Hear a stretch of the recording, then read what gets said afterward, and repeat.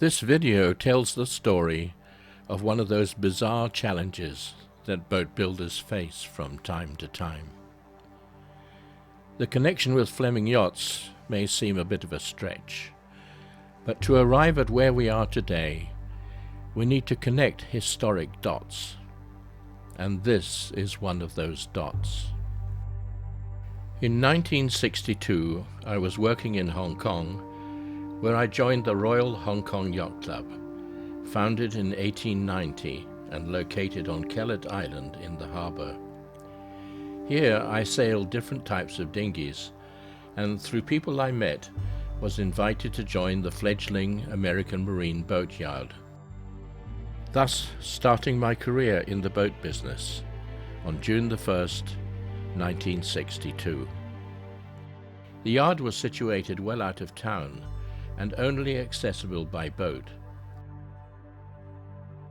We had to park our vehicles at the top of the hill, walk down to the tiny village of Hang Hau to be ferried across Junk Bay by sampan, rowed by a youthful pilot. I joined my boss, Whit Newton, and master shipwright Joseph Kong, and began to learn the business from them. American Marine built custom boats of all types, mainly for the American market. This was well before the days of fiberglass, and construction was in wood, traditional and mostly manual, with launchings down greased slipways accompanied by firecrackers. Levers, pulleys, and muscle power got things done, as did ingenuity, as seen here to balance the weight of a mooring hanging from the stern of this sampan. On one occasion, we even took care of a 100-foot barkentine named Westward for the American owner. Whenever a typhoon threatened, we had to move her to Hong Kong Harbour. On those occasions I acted as ship's engineer, as the engine had to be stopped and run in reverse in order to go astern as we connected her to a massive ship's mooring. Typhoons are a feature of life in Hong Kong, and 1962 was an abnormally busy year for tropical storms, as shown on this official record. Tropical disturbance number 59, named Typhoon Wanda, arrived in Hong Kong on September the 1st, 3 months to the day after I joined American Marine.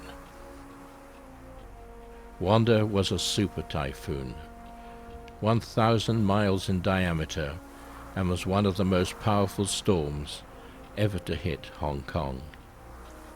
I was hunkered down in my apartment on the morning of Saturday, September the 1st, when the storm came ashore at high tide.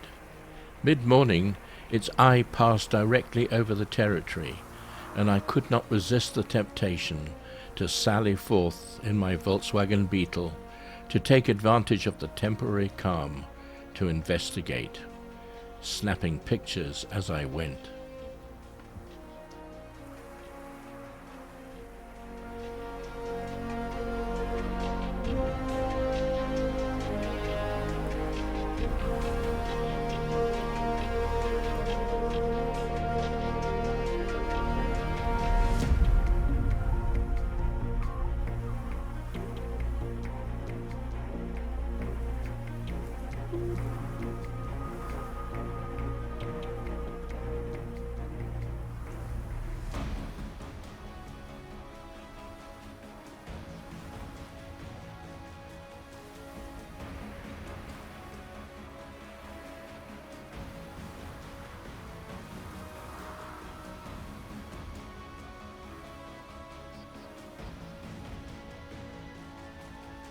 A steep street becomes a river and sweeps all the parked vehicles into a heap. Huge waves still batter the harbour. By 6 p.m. the winds began to abate. The following morning was time to take stock of the damage. During yesterday's calm, I had driven out to the hills overlooking the yard and seen it fully immersed in the sea, with foaming breakers sweeping through the buildings, so I feared the worst.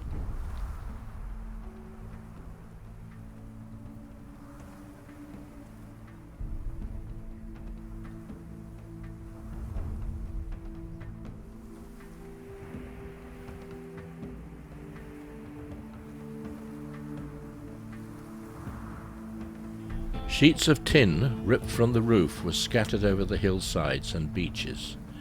Fortunately, we had an army of carpenters available to collect them and put them back where they belonged. Where there were boats, the buildings mainly stayed upright, but minus their roof, but elsewhere was total chaos.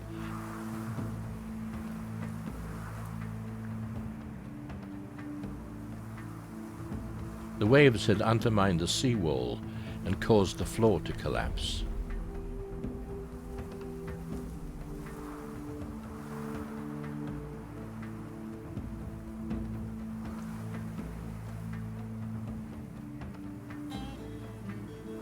Joseph Kong's house on the hillside was wrecked, as he told me, by stones coming through the wooden walls like cannonballs.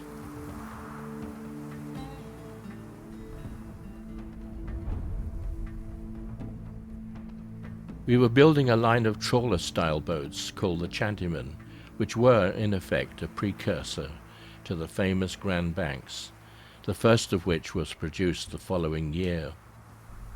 Despite collapsed roofs and a couple being knocked off the slipway, all the boats survived with minor damage, surely a testament to their build quality.